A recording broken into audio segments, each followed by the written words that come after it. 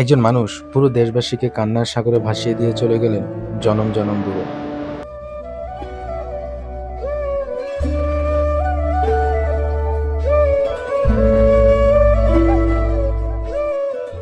আপনার যাত্রা আমাদের বুকে জ্বালিয়ে দিয়েছে অগ্নিশিখা।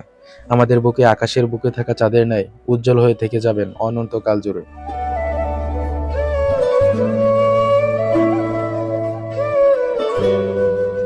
আমি ঝঞ্ঝা, আমি ভিতিয়ে ধরিত্রীর বলবীর চির উন্নত মামুষীর। দেশ নিয়ে যে গভীর প্রেম ভালোবাসা আপনার হৃদয়ে ছিল, তা কোনো স্লোগানে সীমাবদ্ধ ছিল না, তা ছিল আপনার প্রতিটি কাজে, প্রতিটি সিদ্ধান্তে।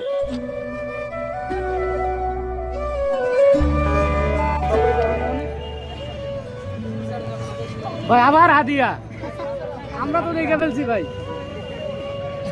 অন্যায়ের বিরুদ্ধে যখন সবাই চুপ, ঠিক তখনই আপনার কণ্ঠস্বর ছিল বজ্রের মতো স্পষ্ট। একটা তুমুল মিছিল হচ্ছে অন্যায়ের বিরুদ্ধে। সেই মিছিলের সামনে আমি আছি, কোনো একটা বুলেট এসে আমার বুকটা হয়তো বিদ্ধ করে দিয়েছে, এবং সেই মিছিলে আমি হাসতে হাসতে আমি শহীদ হয়ে গেছি। আপনি ভয় পাননি, পিছু হটেননি, কারণ আপনি জানতেন সত্যের পথে হাঁটা মানুষ একা হলেও পরাজিত হয় না।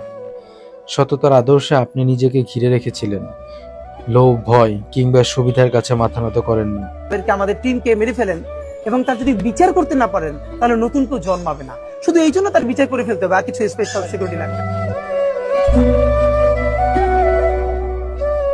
আমাদেরকে গুলি করার আগ পর্যন্ত কোনো কিছুটা আমাদের গায়ে লাগে না। যতক্ষণ না পর্যন্ত বুকে বা মাথায় গুলি চলবে ততক্ষণ পর্যন্ত আমরা কোনো স্ট্রাগল মনে করি না, এবং শুধু আমাদেরকে যদি কেউ গুলি করে মেরে ফেলে তাকে যেন ধরে বিচার করা হয়। আজ আপনি নেই, কিন্তু আপনার আদর্শ হারিয়ে যায়নি।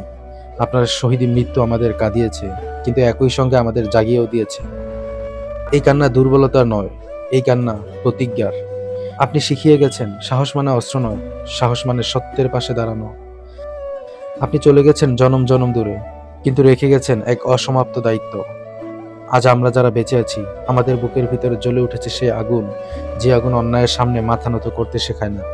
আপনার প্রস্থান প্রমাণ করে দিল একজন মানুষও পুরো জাতিকে জাগিয়ে তুলতে পারে। শহীদ কখনো মরে না, তার রক্ত দিয়ে ইতিহাস লেখে, আর আদর্শ দিয়ে ভবিষ্যৎ তৈরি করে।